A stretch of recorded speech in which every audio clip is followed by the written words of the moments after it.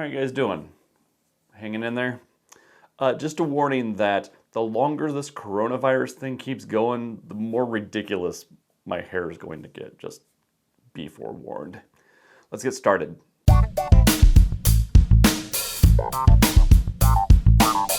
The Florida Project is a 2017 Academy Award nominated film, and this is a slice of life story surrounding a group of people living in a extended stay hotel in the shadow of Walt Disney World. And these are people living in extreme poverty. They're not living paycheck to paycheck, they're living day to day, minute by minute. A lot of these people are parents and probably shouldn't be. They have drug problems, they have direction of life issues. It's just a mishmash of people with destructive personalities and their children. A lot of them are absentee parents, which lead the kids to just run around without supervision. And then you have Willem Dafoe, who is the hotel's manager. And his job is to save this hotel from the people that inhabit it, while also saving them from themselves. I understand that this movie is not for everyone. There are emotions that people like brought out in films, if it's laughter or joy or sadness or being frightened. This movie is largely designed to annoy you. I mean, there were multiple times as the film went on that I wanted to strangle these individual characters because they're just making terrible life decisions over and over and over. And I think it's easy if you've never lived that lifestyle to say, oh, just pick yourself up by your bootstraps. But what this film really hits home is if poverty and this kind of lifestyle is all you've ever known, it's hard to get yourself out of it. But the film is annoying for a solid 20-30 minutes until it gets going. These kids are running around without their parents, they're just raising all sorts of hell. But it is Willem Dafoe's character that becomes the most relatable character for a person like me. He is the adult in the room and he's trying the best he can to hold this place together in the face of seemingly insurmountable odds. And the series of events that happen throughout the film start to lead to consequences, and some of the people are okay with those consequences. They own up to their problems, and some of them are just very defiant. And I grew to kind of like and empathize with the people within this complex.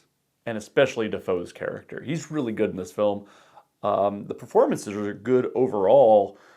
This is probably the most believable movie I've seen in a while as far as believing that these actors are these characters. I'm not 100% sure the movie lands its ending within the confines of the film. I think a lot of the context and a lot of the things that the film needed to do to make the ending land were set up in my head after the movie was over. So you kind of get the sense when you're watching the film that it just kind of does something strange and then slams to a halt. But if you think about it afterwards, you can kind of put the context together. But I don't know if that was what the filmmakers were going for. I don't know if that's a movie-making problem or a me problem. But I put the pieces together after it was over. Enjoyable is a hard word to use with this film because, like I said, the emotion it is designed to bring out in you is annoyance and anger. But I appreciate what the film was going for.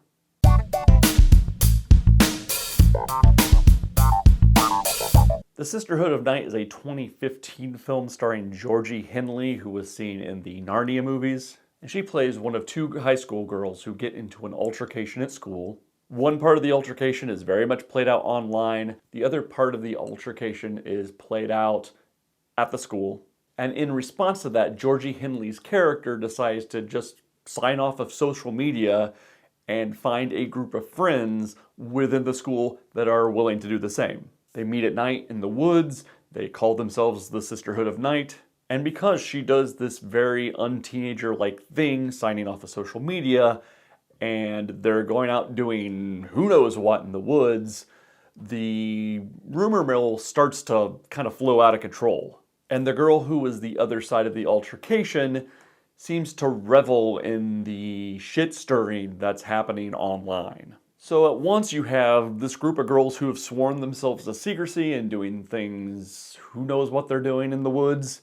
And on the other hand, they've created this vacuum where even the most ridiculous theories could be believable. Are they witches? Are they a sex cult? Who knows? Both can be true because the group is not denying anything. And the movie moves along at a decent pace, and it's entertaining enough. But then the film reveals what's going on not only in the woods at night, but online. And the film somewhat has an explosion of emotion all at once, and it is heartbreaking.